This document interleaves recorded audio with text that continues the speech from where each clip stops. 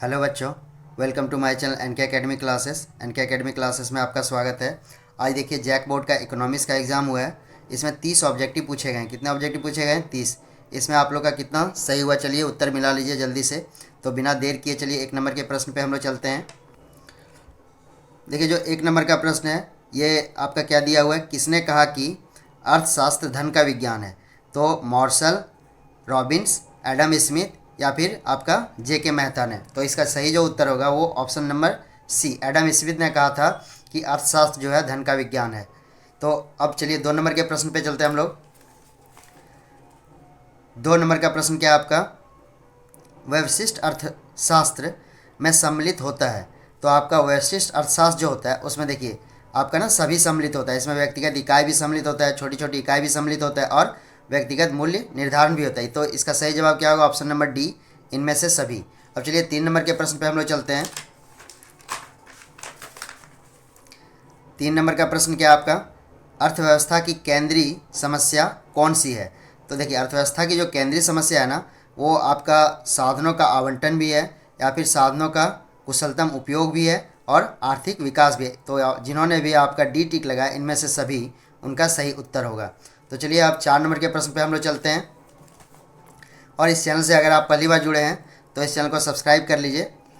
4 number का जो प्रश्न है, उस वक्र का नाम बताइए जो आर्थिक समस्या को दर्शाता है। तो इसका भी आपका क्या होगा, इसका सही जवाब होगा वो ऑप्शन डी होगा, उत्पादन संभावना वक्र को दर्शाता है। अब देखिए, जो 5 नंबर का प्रश्न है वो क्या पूछा गया आपसे कि जब कुल उपयोगिता अधिकतम होती है, जब कुल उपयोगिता अधिकतम होती है तब सीमांत उपयोगिता होगी। तो क्या होगा? शून्य होगा। तो जिन्होंने भी इसमें आपका सी नंबर टिक किया उनका सही जवाब है। चलिए 6 नंबर के प्रश्न पे हम लोग चलते हैं। 6 नंबर का प्रश्न है आपका, क्या पूछा गया 6 नंबर का प्रश्न, उपयोगिता का संबंध होता है। तो उपयोगिता का जो संबंध होता है वो लाभदायकता से है और नैतिकता से है या फिर मानव आवश्यकता की पूर्ति से। ये सभी हो जाएगा, तीनों हो जाएगा। तो इनमें से सभी जिन्होंने भी डी ऑप्शन किया है वो सही जवाब है आपका। अब चलिए कितने नंबर का प्रश्न होगा? 7 नंबर का प्रश्न होगा। तो 7 नंबर में क्या पूछा गया आपसे कि आवश्यक वस्तुओं की मांग की लोच होती है। तो आवश्यक वस्तुओं की मांग की लोच कैसी होती है? शून्य होती है। अब देखिए 8 नंबर का प्रश्न क्या है आपका, बिल्कुल आसान प्रश्न पूछा गया इस बार। देखिए 8 नंबर का प्रश्न क्या है, उत्पादन फलन में उत्पादन किसका पालक फलन है? आपका 8 नंबर का जो प्रश्न है वो क्या है, उत्पादन फलन में उत्पादन किसका फलन है? हो जाएगा उत्पत्ति के साधनों का है। इसमें जिन्होंने भी ऑप्शन बी टिक किया उनका सही जवाब है ना। अब चलिए 9 नंबर के प्रश्न पे हम लोग चलते हैं। 9 नंबर का प्रश्न क्या है आपका, 9 नंबर का जो प्रश्न है, मौद्रिक लागत में निम्न में से किसे सम्मिलित किया जाता है? तो मौद्रिक लागत में सभी, इनमें से सभी। देखिए, सामान्य लाभ को भी सम्मिलित किया जाता है, व्यक्त लागत को भी सम्मिलित किया जाता है और अव्यक्त लागत को भी सम्मिलित किया जाता है। जिन्होंने भी डी टिक किया ना उनका सही जवाब है। तो ये कितने नंबर का प्रश्न हो गया? ये 9 नंबर का प्रश्न हो गया। तो चलिए 10 नंबर के प्रश्न को देखते हैं हम लोग। 10 नंबर का जो प्रश्न है वो क्या आपका, निम्नलिखित में कौन स्थिर लागत नहीं है? आपको बताना इनमें से कौन सा स्थिर लागत नहीं है। तो कच्चे माल की लागत जो है वो स्थिर लागत नहीं है। तो इसका सही जवाब क्या होगा 10 नंबर के प्रश्न का? सी, है ना। अब चलिए 11 नंबर के प्रश्न पे हम लोग चलते हैं। 11 नंबर का प्रश्न क्या पूछ रहा है आपसे, 11 नंबर का जो प्रश्न है वो आपसे पूछ रहा है, वस्तु की उस मात्रा को क्या कहते हैं जिसे विक्रेता निश्चित समय में स्थिर कीमत पर बाजार में बेचने के लिए तैयार हो? तो इसको क्या कहते हैं? पूर्ति कहते हैं। ऑप्शन नंबर ए, जिन्होंने भी टिक किया ऑप्शन नंबर ए उनका सही जवाब है ना। तो ये हो गया 11 नंबर का प्रश्न। अब चलिए 12 नंबर के प्रश्न पे हम लोग चलते हैं। 12 नंबर का प्रश्न क्या पूछ रखा है आपसे, किसी वस्तु का मूल्य निर्धारित होता है, जो किसी वस्तु का जो प्राइस होता है वो किस पर निर्धारित होता है? तो ये होता है मांग एवं पूर्ति दोनों के द्वारा होता है। मांग के द्वारा भी होता है और पूर्ति के द्वारा भी होता है। तो जिन्होंने भी सी ऑप्शन टिक किया ना उनका बिल्कुल सही जवाब है। अब देखिए 13 नंबर का जो प्रश्न है वो क्या पूछा है आपसे। 13 नंबर के प्रश्न को देखते हैं हम लोग। 13 नंबर के प्रश्न पे क्या है आपका, 13 नंबर का प्रश्न, पेट्रोल की कीमत बढ़ जाने पर कार का मांग वक्र खिसक जाता है ना। तो ये आपका क्या होगा, ऑप्शन नंबर ए में दे रखा है दाईं तरफ, ऑप्शन नंबर बी में आपका दे रखा है ऊपर की ओर, ऑप्शन नंबर सी में आपका बाईं तरफ है या फिर डी में है नीचे की ओर। तो आपका जो होगा इसका सही जवाब वो क्या होगा आपका, बाईं तरफ खिसक जाएगा। ये हो गया आपका 13 नंबर का प्रश्न। अब देखिए 14 नंबर का प्रश्न क्या है आपका, 14 नंबर का प्रश्न है, निम्न में से कौन सा सही है। तो नंबर का जो प्रश्न है वो क्या है आपका, निम्न चित्र किस बाजार को प्रदर्शित करता है। तो आपका इसमें ना एकाधिकार को प्रदर्शित करता है। किसको प्रदर्शित करता है, एकाधिकार को। अब चलिए 16 नंबर के प्रश्न पे हम लोग चलते हैं। 16 नंबर का प्रश्न देख लेते हैं क्या आपसे पूछा गया है। 16 नंबर का जो प्रश्न है यहाँ पे पूछा गया, एक चित्र दिया हुआ है, निम्नलिखित चित्र प्रदर्शित करता है। ये जो फिगर दिया हुआ है ना, ये क्या प्रदर्शित कर रहा है। तो ये जो प्रदर्शित कर रहा है वो क्या होगा, आपका बी सही जवाब होगा। क्या होगा, पूर्णतः लोचदार मांग को प्रदर्शित कर रहा है। किसको कर रहा है, पूर्णतः लोचदार मांग को। तो ये हो गया आपका 16 नंबर। 16 नंबर का प्रश्न हो गया। 17 नंबर का प्रश्न क्या है आपका, 17 नंबर का प्रश्न जो है, अस्थाई पूंजी के उपयोग को क्या कहते हैं।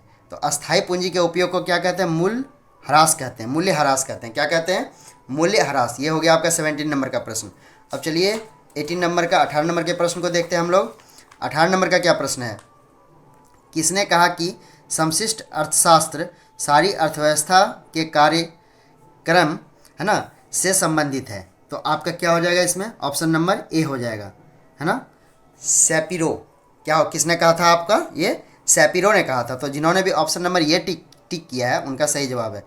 अब देखिए 19 नंबर 19 नंबर का प्रश्न क्या है आपका, द्वितीय क्षेत्र में कौन सी सम्मिलित हैं। द्वितीय क्षेत्र में आपका विनिर्माण सम्मिलित होता है। जिन्होंने भी ऑप्शन नंबर बी टिक किया ना उनका बिल्कुल सही जवाब है। अब देखिए चलिए 20 नंबर के प्रश्न को हम लोग देखते हैं। 20 नंबर का प्रश्न आपका क्या दे रखा है। 20 नंबर का प्रश्न है, वस्तु विनिमय प्रणाली की निम्न में से कौन सी कठिनाइयाँ हैं। तो वस्तु विनिमय की प्रणाली जो है ना, ये सारी कठिनाइयाँ हैं, दोहरे संयोग का अभाव या फिर वस्तु विभाजन या फिर समान। तो इसका सही जवाब क्या होगा, डी। तो जिन्होंने भी डी ऑप्शन इसका टिक किया ना उनका सही जवाब है, देख लीजिए आप लोग, है ना।